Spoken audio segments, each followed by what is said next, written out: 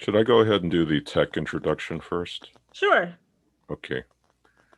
In that case, let's do that. All right. This may or may not be going on YouTube, but that's just how it goes. Okay. Where's my thing? Here we go. All right. Share. It is live on YouTube, Oh. FYI. Oh, good. Okay. All right. Is everyone seeing a slide that says 2021 annual meeting? Yes, I assume so. Okay. Real quick, I just wanted to do a quick tech introduction before we got into the body of the meeting. So if this will cooperate, let's see. Okay. So this is the first time we're doing the annual meeting online. So there's a few technical quirks, but it shouldn't be too bad. Okay.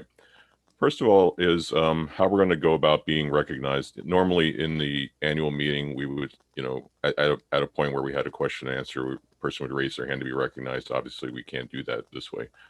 I'm going to run you through that real quick, and then also very quickly how we're going to be doing voting. We did a sample Zoom poll last week in between coffee hour, and we're going to do a real quick one here for those who didn't do that. Okay.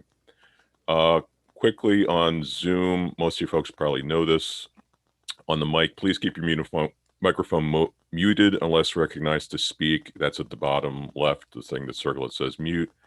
If you get to a point where you need to unmute, obviously you click the unmute button. We're going to be using the chat feature to recognize folks who want to speak. Chat's again down at the bottom. You see where it says click open to open the chat feature. Rising to speak. So if you want at a place where there's questions or things like a motion to do, what we're going to do is we're going to use the chat feature in Zoom. Again, it seems a little strange to use chat in order to talk, but in that way we'll know what order to recognize speakers, and it also avoids having two people trying to talk at once. Okay. So in the chat, if you have like a question, a motion, or something, just type rise. If you want to put in like what kind of question it is, that's fine.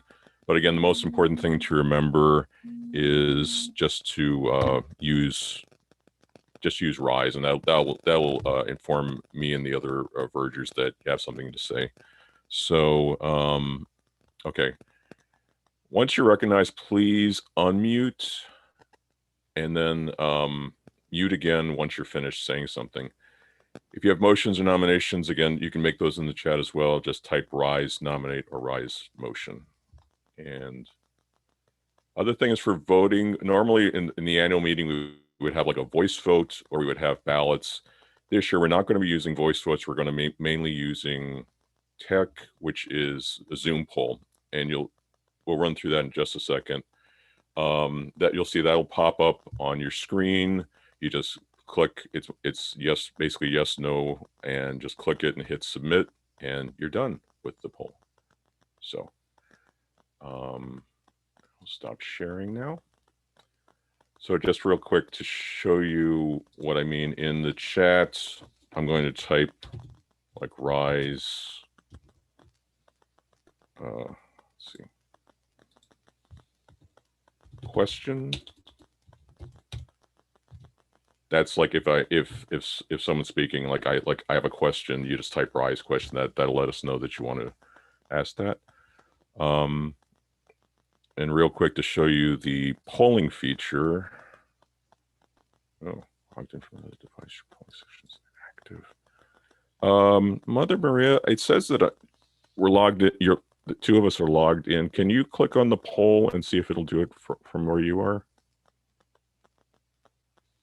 I can't. I think you're muted. I can do the poll. Okay. Well, that's then. I guess you're gonna have to run it then. All right.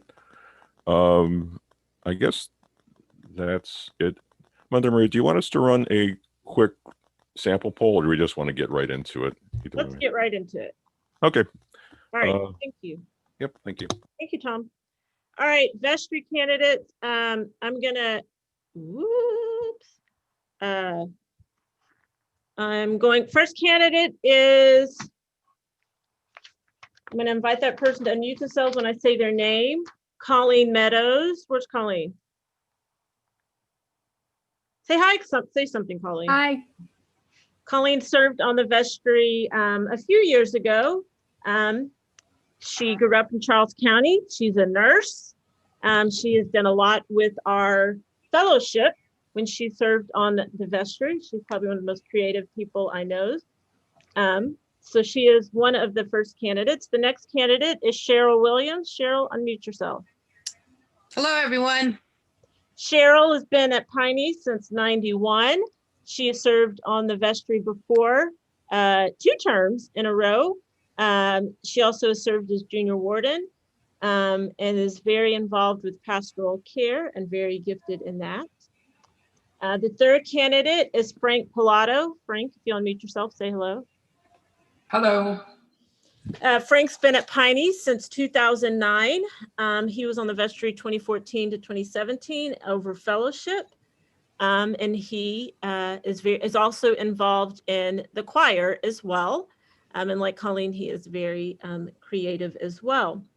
And then those 3 are running for the position of vestry for the class of 2024.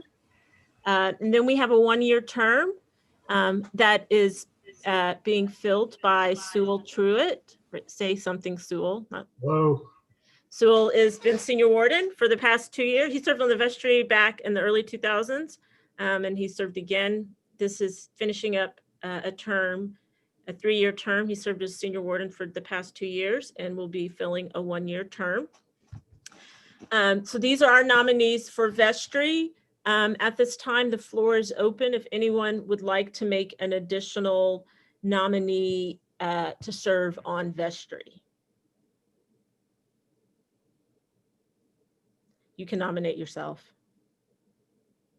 And if you do make a nomination today, what we will do is we will, the bylaw allows the vestry to appoint people so that the person who is nominating someone, or even if it's yourself, we have a time to talk to you and kind of let you know what you may be getting into, which is a wonderful thing, but you should know what you're getting into. And then we will make that appointment. So are there any nominees? You may put in the chat box as our verger instructed.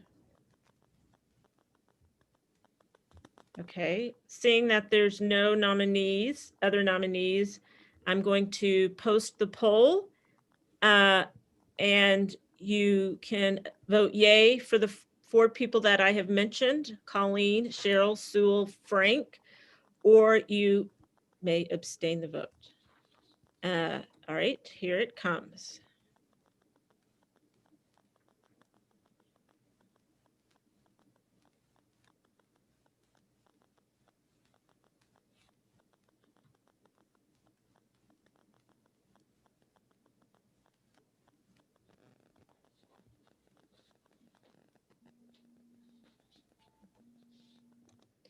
If you're on a telephone, you may have to look at the bottom of your, like a small telephone, you may have to look at the bottom of your screen for the poll to come up.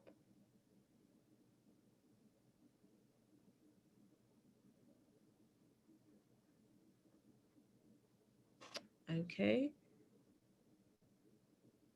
Everyone have a chance to vote? Anyone having trouble?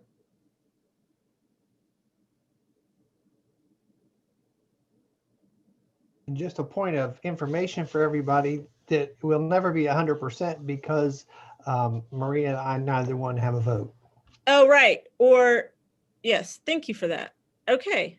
So with that, I believe we can end the poll. And overwhelmingly, they've all been elected. So congratulations. Great surprise to Colleen, Cheryl, Sewell, and Frank. Thank you. And welcome to the vestry. Again, we'll now have our nominees for our convention to diocesan convention. These people serve in a 1-year term, and every year at diocesan convention, they have a voice and a vote in all diocesan matters. And they also provide information. We have what we're voting on today is for the delegate to the 2022 convention, because 2021 convention is in 2 weeks, and we voted on that person the previous year. So our nominees are Mike Fritz. Mike Fritz, unmute yourself and say hello. Hello. Mike is currently our diocesan convention delegate for 2021. Mike also serves on the vestry. He's married to Susan, who is a deacon at St. James Indian Head and Christ Church in Nanjamoy. Our second nominee is Janet Sargent. Good morning. Janet Sargent has been at Piney for many, many years. She has served as a delegate. She currently serves as our delegate to 2021 convention, has also served as delegate in the past, and has been very interested in and involved in diocesan activities. And then our next person is Peggy Goldsmith. We vote for one alternate to convention in the event that one of the delegates cannot attend. So Peggy, if you'll unmute yourselves, mute yourself. Morning. And she is our third nominee, and she's been very involved. She's a lifelong Episcopalian and has been a part of the Diocese of Washington her entire life. Are there any other nominees for delegate to diocesan convention for 2022? All right, seeing that there are none, I'm going to post the poll. I keep forgetting how to do this. Oh, there it is. Diocesan. All right, here it comes.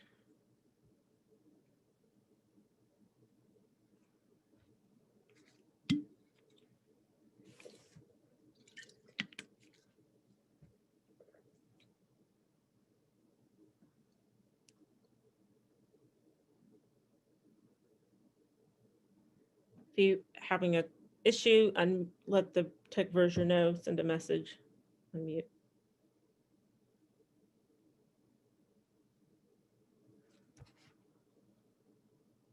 Okay, poll will close in 5 seconds.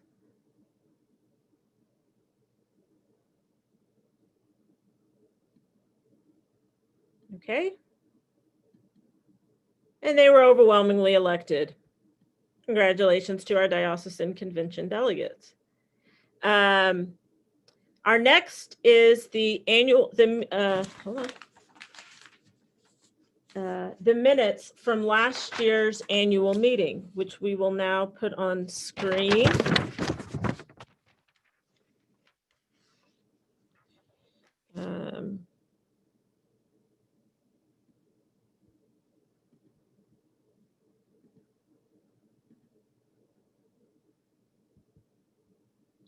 I'm going to invite you. It was emailed to you all, but I'm going to slowly scroll it down so that you have a chance to read it. And if you have amendments, you may put it in the chat box to let us know.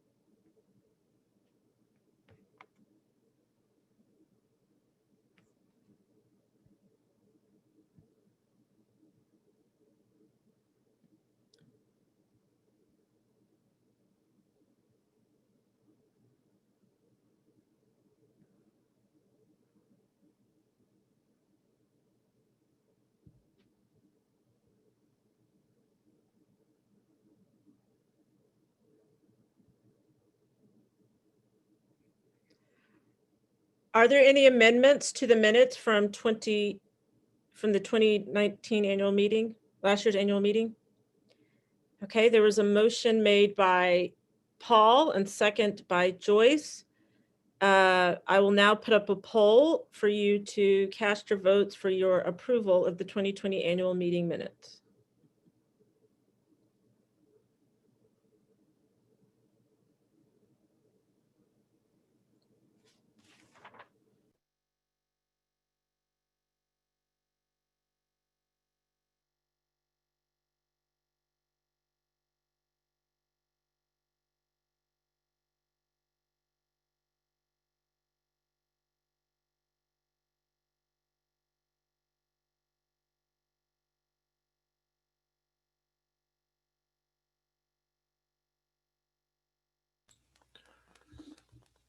Mother Maria. Joyce Schofield has put a rise to speak, I suppose. Okay. I was just wondering if you could tell us who are the vestry members that are going off? Yeah, that's next in the agenda. Oh, sorry. It's okay. All right, poll is ended. Minutes overwhelmingly approved. All right, next we will recognize the, hold on, stop. Oh shoot, was my screen not sharing? The minutes? It was sharing. Oh, Sure. okay, Yeah, we're sharing. Yes. sorry. I'm all flustered now. Recognition of outgoing vestry members. So I want to recognize the four, well, four people who would be rotating off, one who's going to be joining again, vestry. The first person I'd like to recognize is Phil Hamilton. I also want to invite the people going off. They all were given a gift bag on Friday on their front porch. So to go to your front porch, if you haven't already, you should have. Lori, I dropped yours off this morning, and get your bag, which you may open now. But first, where's Phil? Speak, Phil. Judy, you need to unmute Phil. You need your help. There we go. All There he right. is. He's all yours. All right, Phil, you can open your gift.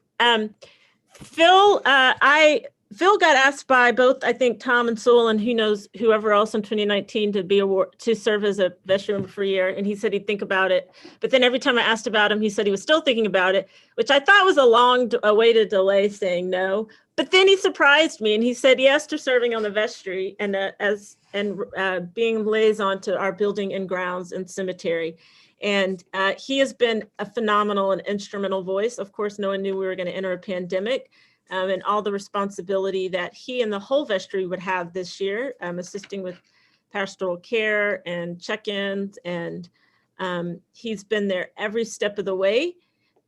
He's a great sounding board with lots of institutional knowledge, but also incredible kindness and dedication to this parish and the people of this parish. So to Phil, thank you. Each of them is getting a book of daily prayers based on the different seasons. It's got early morning, mid-morning, noonday, mid-afternoon, evening, compline, and midnight prayers, very short services. There's also a ribbon in there in your envelope, Phil. Open your envelope. In your envelope.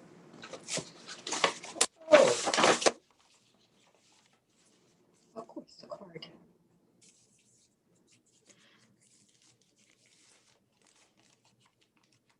And I tried to guilt Phil into serving another year on the vestry. It did not work, but that's okay. I'm grateful for this year. And he received a ribbon saying he is an amazing award for being an amazing human being. They can see it. Just show it to the camera. Did what? Just show Show it. it to the camera. Okay. You got to hold it up, Phil. Over Good here. job, Phil. Thank you, Judy. So thank you to Phil, and enjoy your well-deserved break from the vestry. We'll just find other ways to keep you working. And the next person I'd like to thank is Lori Jaffe. Lori, if you'd unmute yourself. Yeah. Lori's been on the vestry for 3 years, assisting with parish life, so helping with fellowship, pastoral care, been working really hard to keep our community connected during this time of pandemic.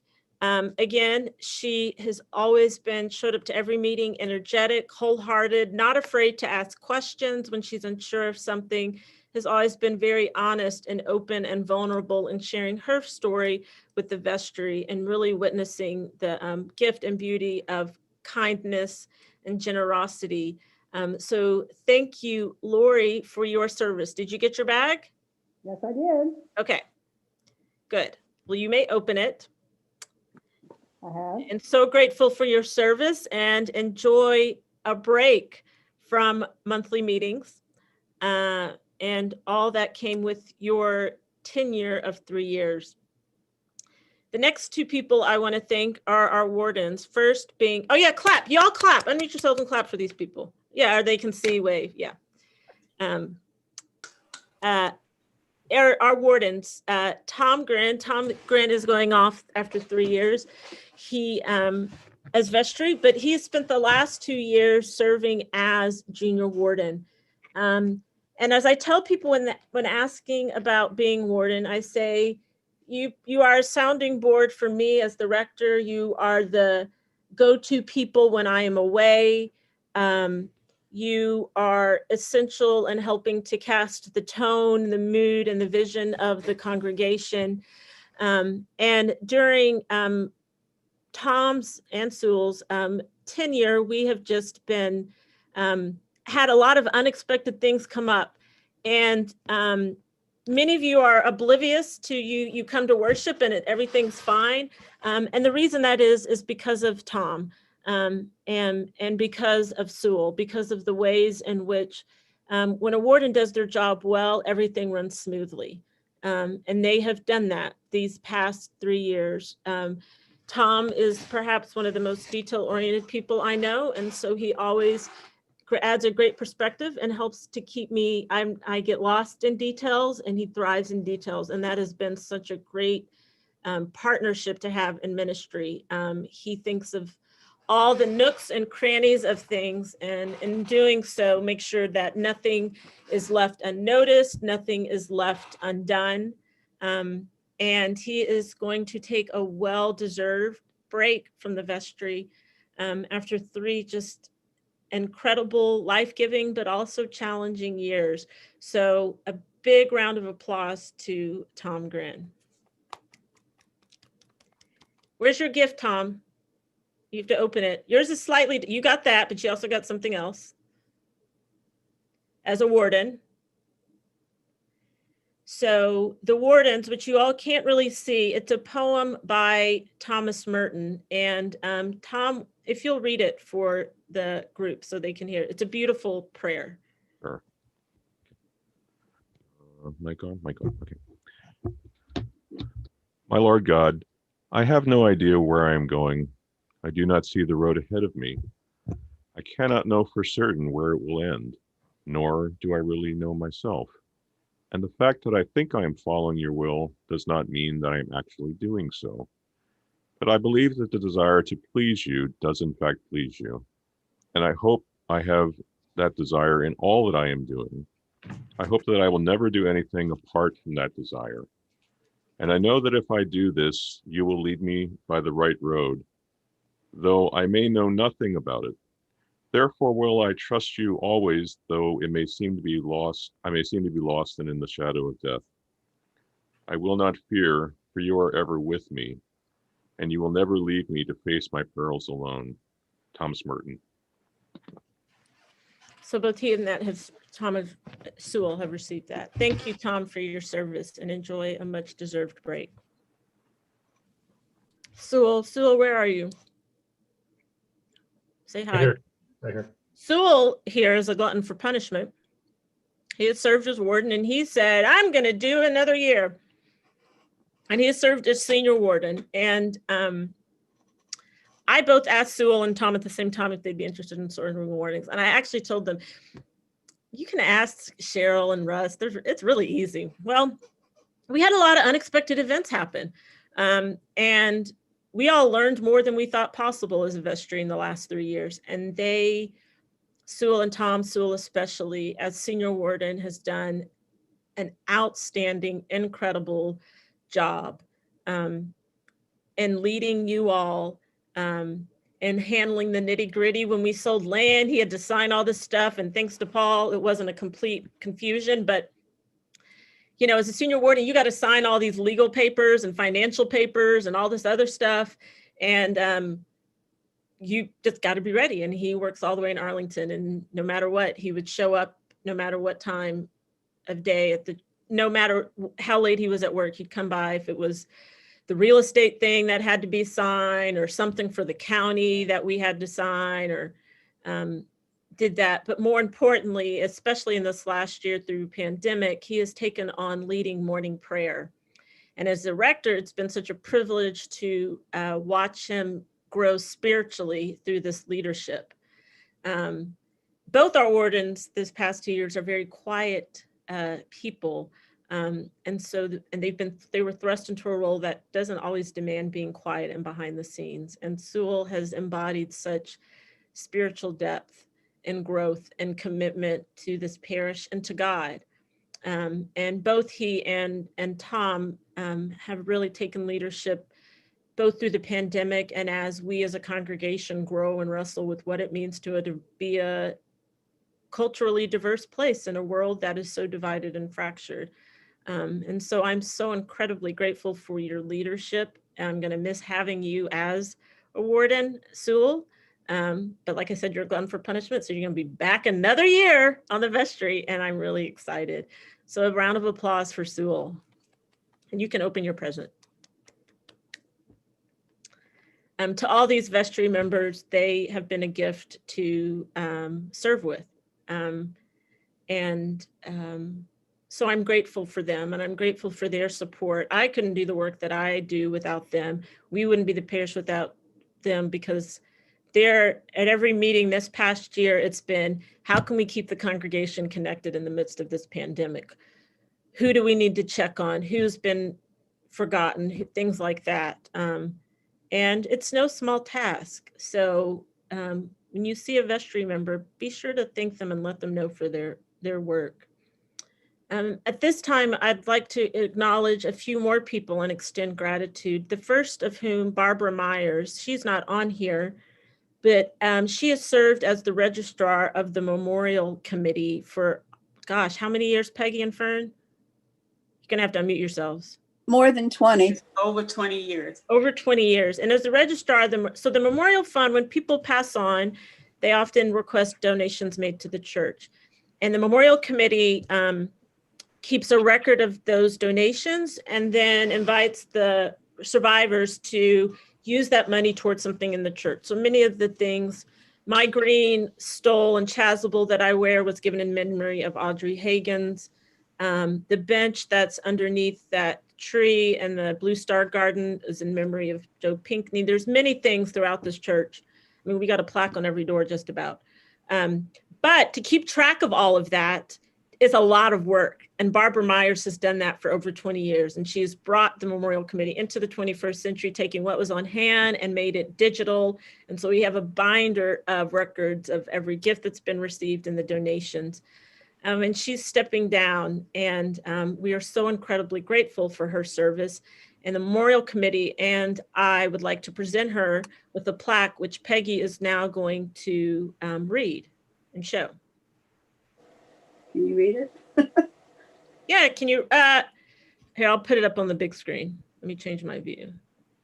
So a certificate of appreciation, St. Paul's Episcopal Church, Piney Parish Memorial Committee, Barbara Myers, for more than 20 years of dedicated service, including keeping our database up to date, to be signed by Fern, the chair of the Memorial Committee, and myself. So Barbara, if you are watching this on YouTube, we are so incredibly grateful for your service to the Memorial Committee, and we will miss you on it, but glad that you are taking some time to rest and care for yourself. So thank you to Barbara Myers.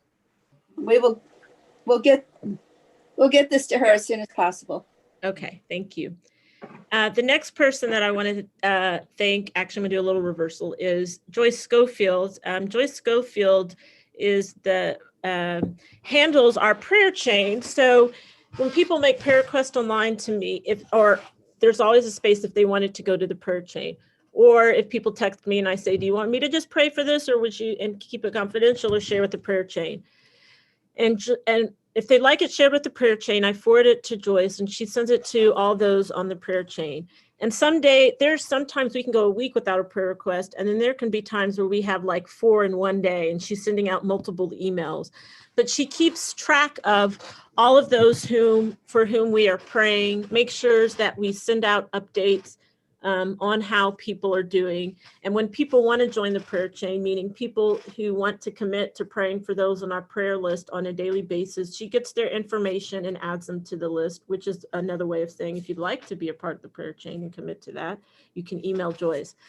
I want to extend a big thank you for Joyce for all her time in keeping these prayer. We probably had over 250, maybe 300 prayer requests this year, and especially in this year of pandemic. And she just keeps it going day after day. So a big thank you to you, Joyce. And then the last person that I want to thank is Paula. Paula, say hello so you can pop up near the front. So, Paula has been treasurer for the past 4 years. Being a treasurer is a behind the scenes, thankless job, but without which we could not, this church, I mean, she keeps track of, Diane pays the bills and all that, but at the end of the month, Paula goes through the report, makes sure everything's entered correctly, reconciles the bank account, pays our quarterly taxes. If I have a question about how much money is in the discretionary account, or in Memorial Committee wants to know how much is in their account, or cemetery needs to transfer money from their investment account to the checking account and vice versa, that's all the treasurer. She's the contact person for our investment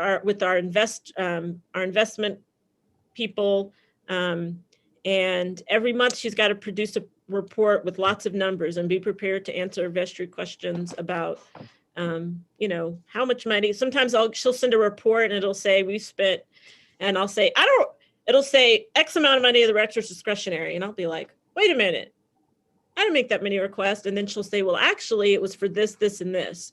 Because I can't remember. And so she's always available to do that. And so thank you, Paula, for your 4 years of tireless, dedicated, thorough service on behalf of the church, for helping us to get our audit stuff together, and just for doing this work that's so essential to the church, but is very unglamorous. Paula has a gift. I'm going to invite you to open that now. As well, while we extend our applause to you. thank you. Oh, that's beautiful. So it's a cross with the words of "Lift High the Cross," which is one of Paula's favorite hymns. It is my favorite. About 2 weeks ago, I texted Sewell and I was like, hey, I need you to find out Paula's hymn. But I need you to do it in a way so that she doesn't think something's up. He did very well. Good job. And she also has a ribbon, amazing human ribbon. Told her what his favorite hymn was, and then was like, hey, Paula, I really like this. What's yours? And then he immediately texted me. So I was like, oh, good. So thank you, Paula, for your service. And that leads me to introduce our new treasurer, Paul Fenton. Paul, unmute yourself real quick and say hello. Good morning, everyone. Hi, Paul. So Paul, I asked him sometime at the beginning of December, I was like, hey, Paul, would you be interested in being treasurer? And usually, I'm always scared to ask people to be treasurer because most people are like, thanks, but no. And he's, let me think about it. And he said yes, and I was overjoyed. Paul is a real estate agent, and he handled our sale last year of property. But more than that, he has also served as the treasurer of the Maryland Realtors Association and the Port Tobacco Society. So he's well versed in being a treasurer, but more than that, he's reliable. I know he's someone that will continue to keep impeccable records. He's very patient because we were going through real estate stuff and I didn't know what head from tails. He was very patient in answering questions. So Paul, we welcome you to our leadership. We are thankful for your willingness to serve this next year as treasurer, and get ready. I just hope I can follow well in Paula's footsteps. Yes. So thank you and welcome. At this time is to give my address. My address was basically my sermon, and that's on purpose because we're all zoomed out. And so, but I did want to just extend some additional thanks, which is to all of you, which I put in the report, which again will be in the midweek. Also, if you go to our website, the full report, if you didn't get the email, is if you go to the website, stpaulswaldorf.org, and then if you go to at the top, it says news and updates, and then there's a link for annual reports, and we've got the last full reports is just additional gratitude. And I want to extend that to Deacon Steve, who's been a great confidant and colleague to have this past year through so many changes. When I've been weary or worn out or needed a break, he stepped right up to the plate and done so graciously. And over this next year, he will be getting more involved with our outreach and our Eva Turner. And so I'm so grateful for that, his willingness to do that, and just his friendship, his collegiality, and for being my right hand. So thank you, Steve. And I also want to extend thanks to Holly. Holly is very beloved of this parish in her short time with us. But this year, as you know, we entered a pandemic and it's been hard figuring out how to do worship online. And she has been game for any suggestion I offer, any idea I have, and willing to try new things. And so I'm so grateful for that. And every other week, she keeps the choir connected. And when we had outdoor service, even at Christmas Eve, I literally had to tell her to stay home because she was willing to drive out in the torrential downpour all the way from Silver Spring. And I was like, no, you can't do that. That's not safe. But she's willing to be there, and she's willing to be creative. And so Holly, I'm so grateful for your service and for being with us as well. And we extend our gratitude to you at this time.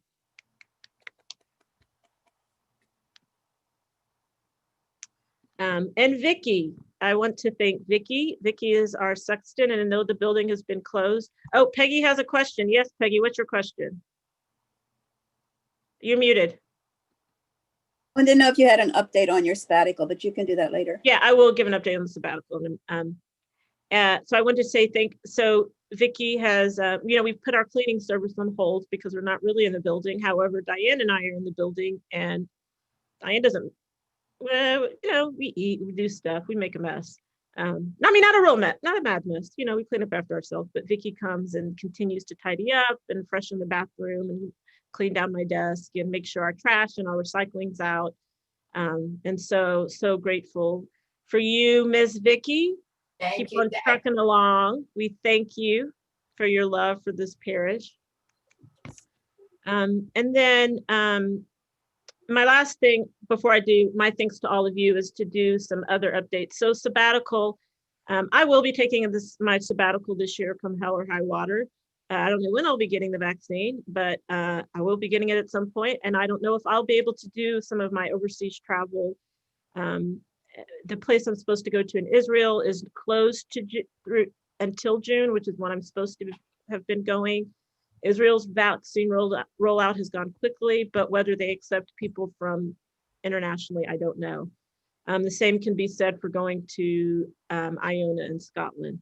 But not taking a sabbatical this year for me is not an option. I love you all very much, but I'm very tired. I'm very weary physically and emotionally, and I need space to hear God's voice and to hear him speak without worrying about what other emergency or thing might come up or respond or anything else. To hear God speak to me and not just speak to me in the sense of what the parish needs as much as I love you. So when the vestry and I meet for our mini retreat, the beginning of February, I will nail down dates with them and the new junior and senior warden. Most likely my plan is to also, I will be very honest, use my vacation as well as a whole lot of sick leave I haven't used to extend it beyond 3 months to 4.5 and probably start sometime around Easter. Or right after Easter. My plan is to be through Easter.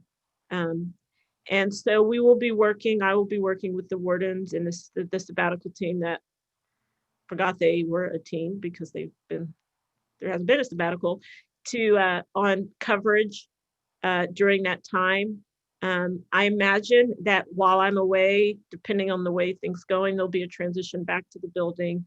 And that will be on the wardens and the vestry to make that decision, but I have all the confidence in the world that make that decision because we have a great regathering team. And we will have clergy to support you all with that. And I'm grateful for the chance to take a sabbatical. I know it's a privilege, and though many have earned it, it's still not every profession gets this. But I also know that the rates of burnout among clergy are incredibly high. And I don't want to become one of those statistics. The other thing I'll briefly mention, which I meant to put in my report, but I forgot, is we did complete our audit. We completed an audit for 2017, 2018, 2019. It was completed like last January, February. If you're dying to see the report, Diane can email it to you if you're really into that that's, tantalizing details. But suffice it to say, our books are clear, everything's good, there's no impropriety. They did make recommendations in how we store money so that it's more secure. Did recommend that we have all vestry members and staff sign a disclosure conflict of interest. So meaning that, like, if you're on the vestry, but you also own a business, you won't promote your business. If it's a matter in a way that, say you run a cleaning business and you're on the vestry, you obviously can't promote and then vote on the cleaning service if your services. So things like that.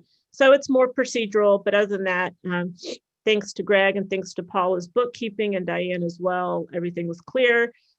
We will do an audit for 2020, an in-house audit, meaning it'll be done by parishioners. We have that option every other year to do an in-house audit and to exchange with another church. So they do our books and we do their books. So we are up to date on our audits, yay. And a big thank you to Greg Ferguson for getting a lot of our stuff together for that. It took a lot of stuff in QuickBooks and it was a pain, and he did it right in the midst of his own tax season as a CPA to make sure that we got that done. But we got it done, we're caught up, and all is well in our books. So thank you to Greg. Everybody give Greg a hand.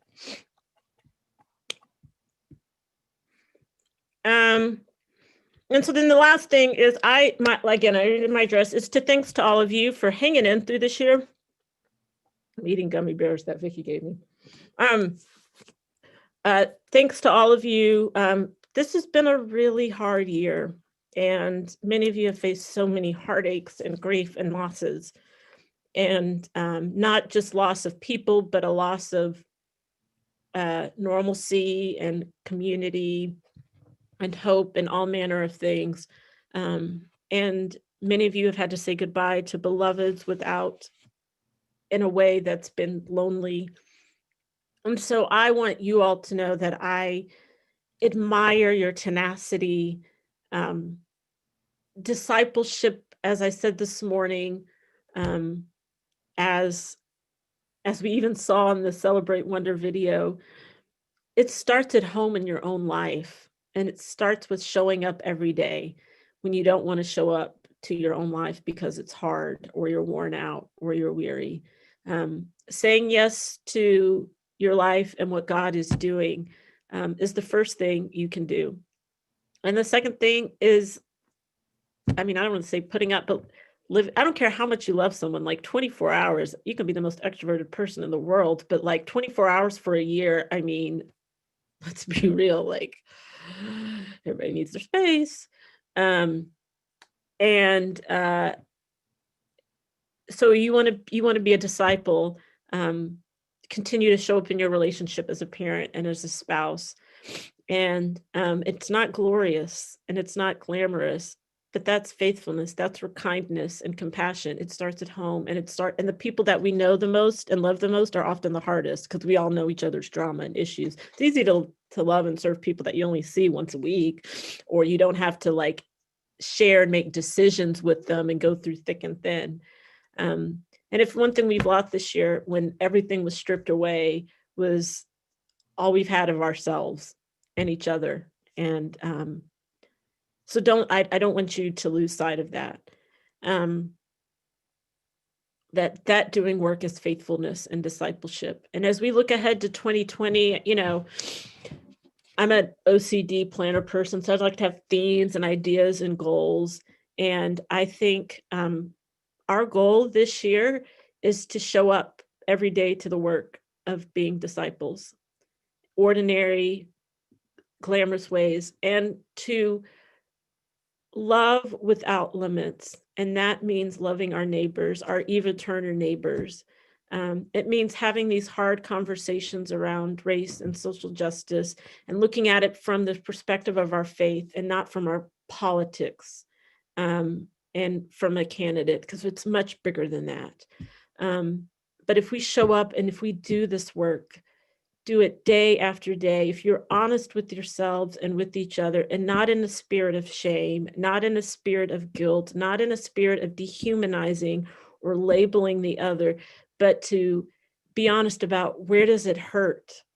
Where are we divided? Where can we grow? And where do we have to be honest about, you know what, I've gotten it wrong. And that's okay. Because we serve a God who forgives us when we're honest. I mean, that's the whole premise of our faith, is that when we're honest and we extend ourselves to God, God forgives us and wipes the dust off and says, all right, get up and do this again. So you don't have to be afraid of getting it wrong. You don't have to be afraid of what you've thought or you felt, or if you grew up with ideas and attitudes that bring you shame, you don't have to hold on to that shame, and you don't have to be inhibited by it. You can move forward. And for the sake of this community and this world, that's my prayer, is that we just show up and do the work of ministry and of truth telling and of love. And I'm grateful for the privilege to be your pastor, that y'all are willing to experiment and try things and crazy ideas and new liturgies, and that you share your stories with me and that you entrust them to me. I don't take it lightly. I hold on to them dearly. I lose sleep over them. And my prayer when I came to this parish is the same now, is that you just know that you are all meant for more than this world would suppose, and that we all are. So that's all I'm going to say. That's my little rector's address. And it is now Sewell's turn.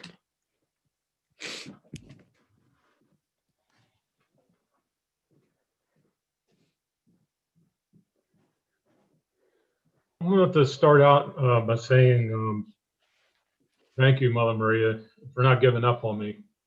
You see, Mother Maria had asked me several times to serve on one committee or another, and I kept telling her no. You all know how hard it is to tell her no, right? I mean, it's pretty hard. So seriously, though, I'm glad you kept after me. I finally said yes when you asked me to be a part of the Who We Are committee. It's been 3 years ago now. Little did I know at the time that was going to lead me back to vestry and much, much more. And while I'm talking about Mother Maria, I've always thought you were a pretty amazing priest, but this past year, wow. I mean, you took it up another notch. So you were beyond belief. All the creative ways you came up with to keep us connected and feel loved. I don't know how you did it. I mean, it was just such a crazy year. Well, through it all, it's pretty obvious that you love us. And we love you too, Mother Maria. You are incredible, and I thank you every day. I thank God every day for you. So why don't we give Mother Maria a round of applause since we've been.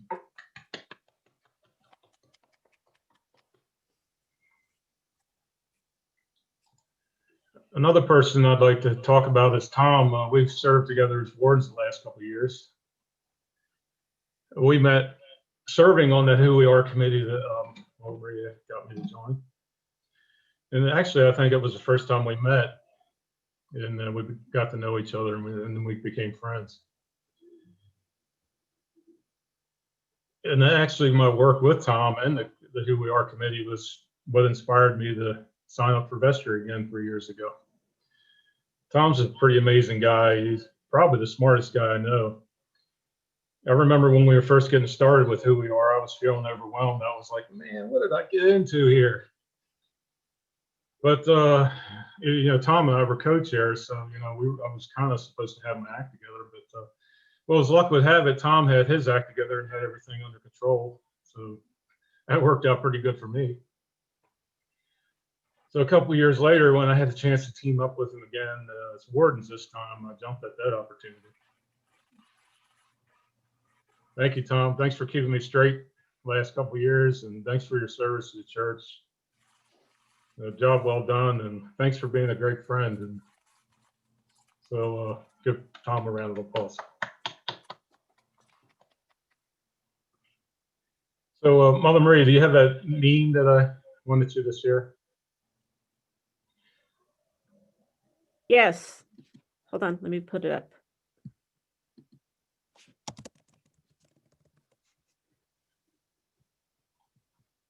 Oh, shoot. Hold on.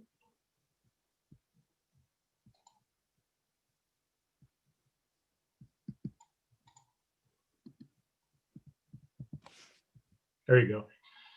So I saw this meme online recently, maybe some others have seen it too, and I kind of chuckled a little bit, but it was hard to laugh at it because of last year, of course. So, sorry, I lost my place there. So despite everything, as far as I'm concerned, you know, despite what the meme there says, I don't think 2021. How many times over years have you heard the phrase the church is more than just a building? I mean, I know I've heard it quite a few times over years. It's kind of like a platitude that you hear. Well, this past year, our St. Paul's family proved over and over again that our church community is much more than the building. In many ways, I think last year we became stronger, our community as a community. We cared for other in many creative ways, too many to list. And we continued our ministries, including our work with Eva Turner and Safe Nights. You know, at one point in 2020, or at one point 2020 said, "Ha, you're not going to be able to host Safe Nights this year." Well, y'all said, "Oh yeah, 2020, watch this." And I mean, we ended up collecting enough donations to provide hotels for 2 weeks and food for 2 weeks for our homeless neighbors. So take that, 2020. There's so many people to thank, you know, way too many to name individually, but I just want to say thank you to all of you. We did it together. Saying it was a tough year is an understatement, but I saw God's love over and over again through all of you. So we made it through 2020. We still have some challenges ahead of us. As many of you know, or as many of you, I can't wait to get back together in the building again. You know, not just in the parking lot, but actually in the building. But hopefully at some point in 2021, we'll get there. But until then, I know we'll be okay, because if we can make it through last year, we can get through anything together. So hang in there. And for my St. Paul's family, thanks be to God. Thanks be to God, Sewell. Amen.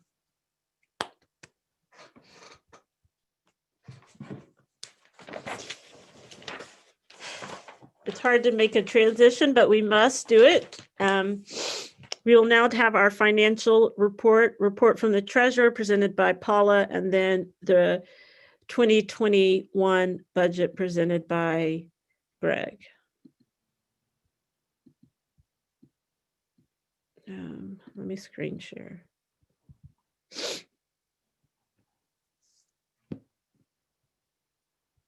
Paula?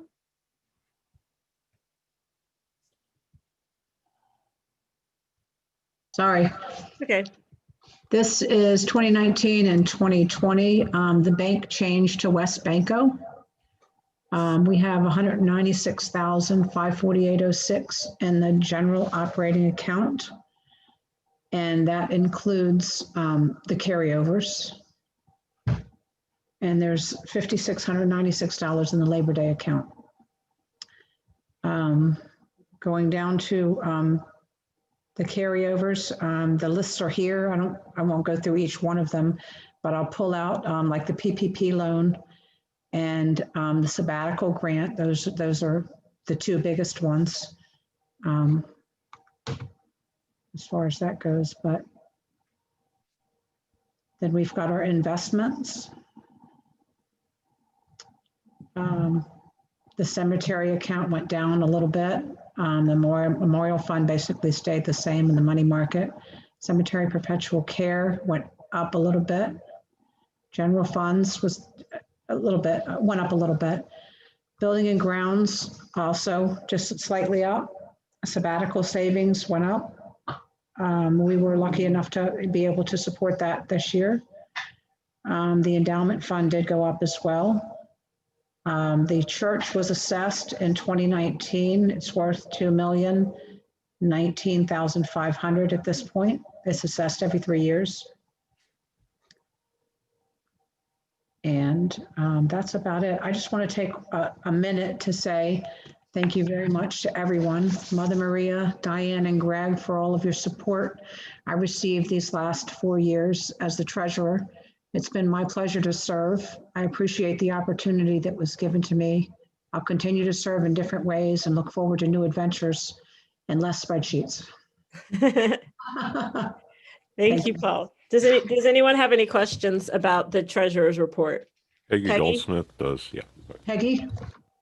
Yeah, I don't, on the PPP loan, you expect it to be forgiven. I don't quite understand how that works. Who gave us that money and why are they going to forgive it? So the government, or Greg, you want to answer that? Or Greg, will you answer that? You may not want to, but will you? Sure. Sorry, Greg. It was part of the CARES Act back in the spring when the pandemic began that basically anyone with payroll, in order to keep folks paid, recognizing the challenges that the pandemic presented to the national economy, the federal government through the SBA and then through local banks. Small Business Administration. Yeah. I did know that. Okay. Yeah. PPP is Paycheck Protection Program, and Okay.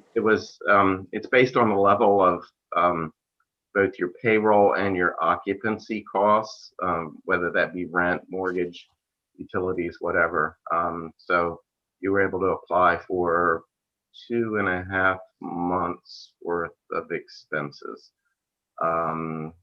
We did get the loan through our bank, and now's come the time. They've changed the forgiveness process and application several times. There's now a one-page forgiveness form for those with loans under $50,000. So that just came out last week, and we'll get that done. And fully expect that, we met all the requirements. We kept everyone on payroll, and our loan should be forgiven, no problem. Well done. Thank you. Any other questions? All right, now we have the presentation of our budget for this year, which was approved by the vestry on Wednesday. I'll just second what Sewell said a little while ago, that 2020 we overcame, with all that we had to cancel, with everyone's jobs potentially in jeopardy. Financially, we had a pretty remarkable year, I'd say. We had budgeted for a loss of $8,900 in 2020. We actually ended with a surplus of $7,000. That's without Labor Day, without so many of the fundraisers that we've, had for a number of years. Our pledge income stayed pretty much where what you all, said you would give, and I think that's a remarkable thing. Obviously, loose offering, we don't have plate passed around, so that took a big dive. Facility rental as well. Our building's not open. We didn't have a craft fair. We didn't have a Labor Day supper, and we didn't have a yard sale, and we still ended with a surplus. I see Laurie has a question. Yes, just a comment. I noticed it says that the budget was approved by the vestry January 14. I believe it was January 13. Remember, we had to send out a modification the next day email. Oh, I'm sorry. You're right. Okay. Yeah. Okay. No problem. No problem. So, even with the pandemic for 2021, the far right column, our pledge income, what everyone has pledged for 2021 has gone up, which I truly think is just remarkable. Can I say something, Greg? Yeah. I just want to echo again, it's remarkable. I have many colleagues who are facing $30,000, $40,000, $50,000 deficits going into 2021, and you guys have pledged more than you did 2020. That is just unbelievable, and be proud of yourselves. I just want to say that. All right, keep going. The 2021 budget was made, with a lot of assumptions, as any budget is. We kind of made the assumption that we'll be returning to the building sometime mid-year. Whether that happens or not, that's yet to be seen. We have budgeted without a silent auction, without a fish fry. We do hope that we'll have a Labor Day supper this year. We do hope that we'll have a yard sale this year. So we've budgeted total income of $340,000. Our diocesan pledge, we were asked if we could to just maintain your current level, and we did. We fulfilled our pledge to the diocese last year, and we pledged the same for this year. Spiritual formation, we kept about the same. We did budget some money for a parish retreat that hopefully by next fall or this coming fall, we'll be able to take a retreat. Pastoral care, these are pretty small categories. Service ministry, the vestry was pretty resolute in their wish to keep our giving to our community partners at the same level that we did last year.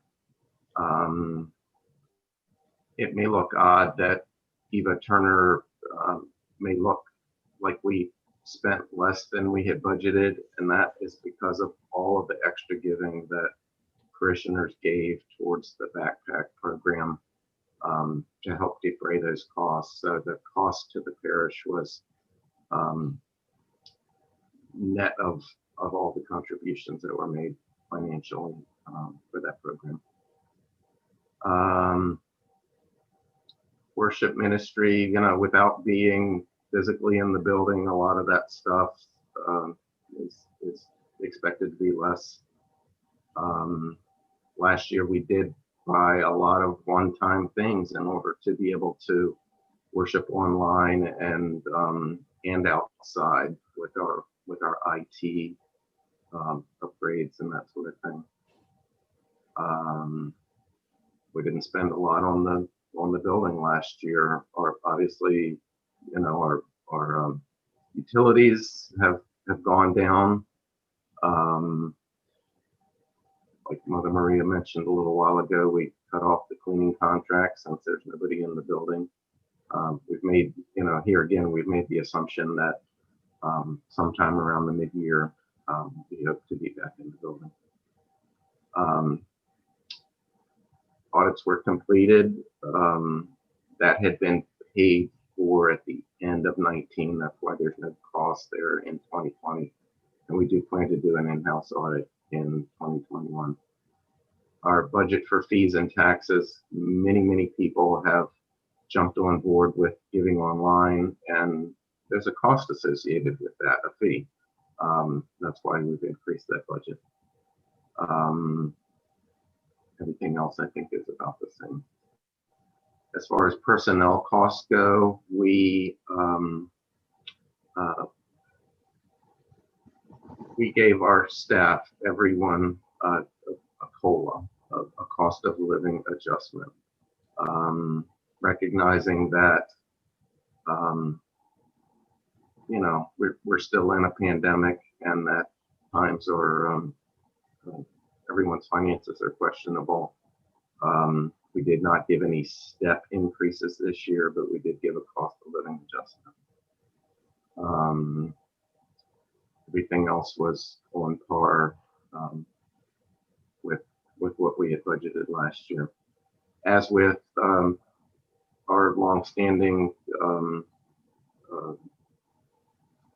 procedures, we are going to contribute to our sabbatical savings fund $2,000 as we have for the last several years, and 10% of the prior year's surplus we will put into a building contingency fund to save for any future, you know, building emergency type things. So bottom line, for our 2021 budget, we've budgeted a small deficit of $1,339. Be happy to answer any questions. And also just keep in mind that we're expecting the PPP loan to be fully forgiven. So we will have $37,123 of unrestricted in our account as well to help cover that deficit. Yes, Peggy? You're muted. The fact that we are in such good shape financially is all because of you and the vestry keeping us together. Absolutely true. Thank you.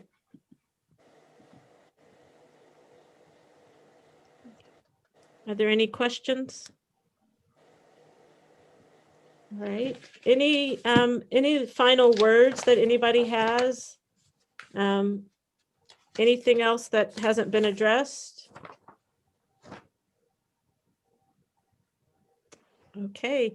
Thank you all for coming to the annual meeting and making sure that we have a quorum. We were a little worried for a little bit early this week, actually up until yesterday. It's like, are we going to have a quorum? So thank you. Thank you to Tom and Barry for being vergers. Thanks to all you for showing up. I hope to see you at Compline on Wednesday. Receive now the blessing. May the God of joy fill you. May the God of hope overflow in you. May the God of peace pour you into the world and keep you in the palm of God's hand. And the blessing of God Almighty, the Father, the Son, and the Holy Spirit be with you and remain with you always. Amen. Amen. All right. Enjoy the day, y'all.